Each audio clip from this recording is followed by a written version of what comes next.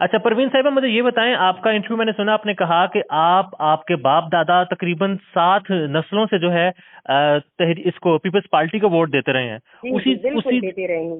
उसी जमात के खिलाफ आपने इलेक्शन लड़ने का फैसला क्यों कर लिया? क्योंकि हमारे जो काम काज थे वो नहीं हो रहे थे, और 40 सालों से हमारे यहाँ कोई नाली का कोई मसला नहीं था, पानी का मसला नहीं था, लाइट का और एजुकेशन का। तो हमने जो 40 साल 50 साल उनको वोट दिए, तो ज़ाहिर हमने जो गरीब बाहर निकली हूँ तो कोई मजबूरियाँ कोई दुख सह कर बाहर निकली हूँ ना, पीपल्स पार्टी के दुख सह कर। अच्छा, जिनको वोट दिया उन्हीं के दुख से उन्होंने आपको मजबूर कर दिया कि आप इलेक्शन लड़ने, उनके खिलाफ इलेक्शन जी लड़ लें। जी जी उनके खिलाफ, वो भी हमारे पड़ोसी थे और वो बिना मुश्किल बिना झिझक के वो जीते थे। उनको ना वो कोशिश करते थे ना कुछ, बस हर साल ही वो जीते थे, पूरे साल वो जीते हैं। तो क्या 50 लगता है साल वो बिना बिना कोशिश करके कैसे जीत जाते थे? बस हुक्मरानी थी उनकी, और हम हमारे लोगों को कोई शऊर नहीं था। वो सोचते थे कहाँ जाएं किसको दें, तो इसीलिए बस उन्हीं को देते रहते थे। तो आपको कैसे ये शऊर मिला कि आपने इन्हीं के खिलाफ इलेक्शन लड़ना है? वो क्या है ना, मैं मैडम शहनाज शेख के साथ जाती थी ना, सोशल वर्कर अच्छा। थी वो।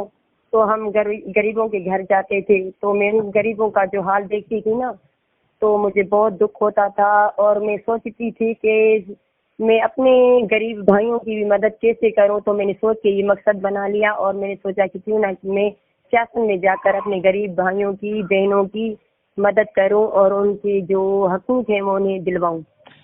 प्रवीण साहिबा, अब तो आप जीत चुके हैं, जरा ये बताइए पीपल्स पार्टी ने कोई आपको परेशान नहीं किया इलेक्शन जब आपने लड़ने का फैसला किया, या बस आपने बहुत आराम सुकून से?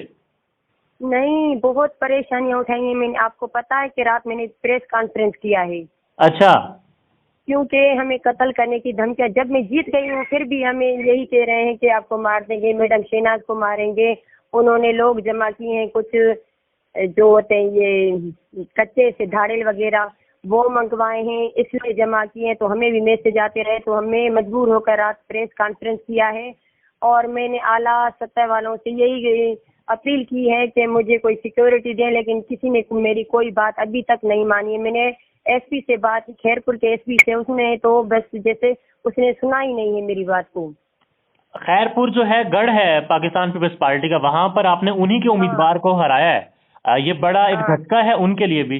तो जब आपने कंपेन की थी तब की आपको डराया धमकाया गया कि आप छोड़ दें, इलेक्शन ना लड़ें?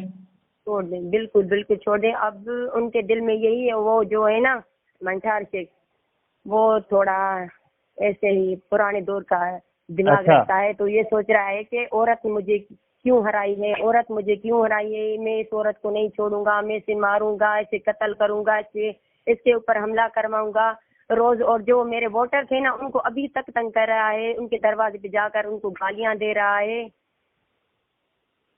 अच्छा, तो जिन लोगों ने आपका साथ दिया है वो लोग खुश हैं आपसे अब?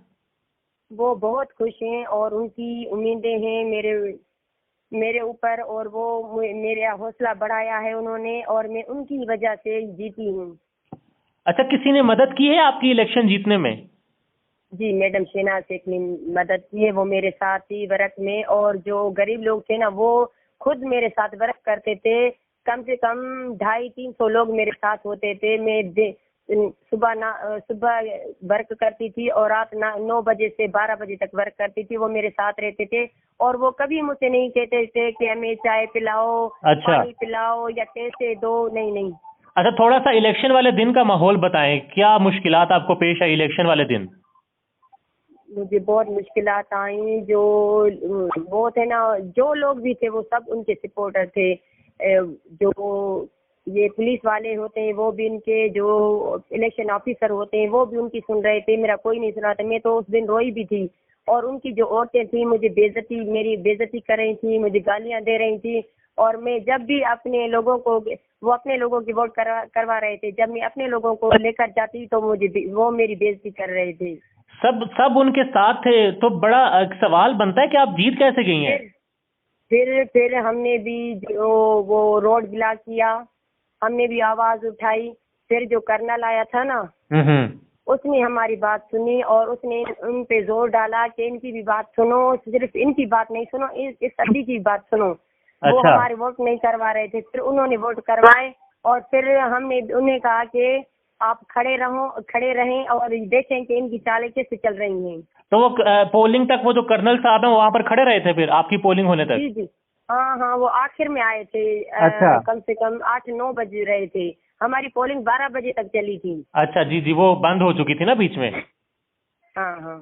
अच्छा, मुझे ये बताएं, अब आप जीत चुकी हैं, अभी तो कोई खतरा नहीं है आपको? कोई धमकी वगैरह तो नहीं दे रहे? भाई मैं अभी तो बता रही हूँ कि रात मैंने प्रेस कॉन्फ्रेंस किया है, मुझे बहुत सारा धमकाया जा रहा है और मुझे तो कह रहे हैं कि मैं आपको नहीं छोड़ूंगा। मैं 3 दिन हो गए हैं मैं बाहर नहीं निकली हूँ इनके डर से। तो क्या कहते हैं गरीब हूँ, गरीब की बेटी हूँ, मैंने कोई जुर्म तो नहीं किया है। मैंने एक काउंसलर की सीट जीती है, इसमें मैंने क्या जुर्म किया है, क्या गलत किया है जो मुझे इतनी सजाएं दे रहे हैं अभी तक? तो क्या मुतालबा क्या करते हैं वो आपसे, क्या कहते क्या है आपको? वो बस यही कहने कि इस औरत ने मुझे क्यों हराया है, इस औरत ने मुझे क्यों हराया है। अच्छा। मेरी बेइज्जती हो गई है, मेरी बेइज्जती हो गई है, मेरी इज्जत खत्म हो गई है। तो क्या आप अभी हलफ वगैरह उठाएंगी, इलाके का काम करेंगी, या फिर कोई डर खौफ है आपको? नहीं नहीं, मैं उठाऊंगी, भले वो जिंदगी मेरे अल्लाह पाक के हाथ में, इनके हाथ में कुछ नहीं है। और मेरा हौसला बुलंद है, मैं अपने भाइयों के लिए लड़ूंगी और जो भी मुझे मुश्किलात आएंगी मैं उनका सामना करूंगी। आपके घर और वाले? मैं अभी भी सबको यही अपील करें को खुदा रहा मुझे कोई जो है ना मेरी सपोर्ट करें, मुझे कोई जी जी। जो है ना कुछ मेरी बात सुने और मेरा तहफ़्फ़ुज़ फराहम करें। घर वाले जो हैं वो आपके साथ हैं, आपका साथ दे रहे हैं? जी जी, वो बिल्कुल, उनको भी धमका रहे हैं ना, मेरे भाइयों को, मेरे भाई सेल करते हैं, उनको अच्छा। कह रहे हैं कि हमारे पड़ोस से आए तो हम आपको नहीं छोड़ेंगे, वो भी बेचारे घर बैठ गए हैं।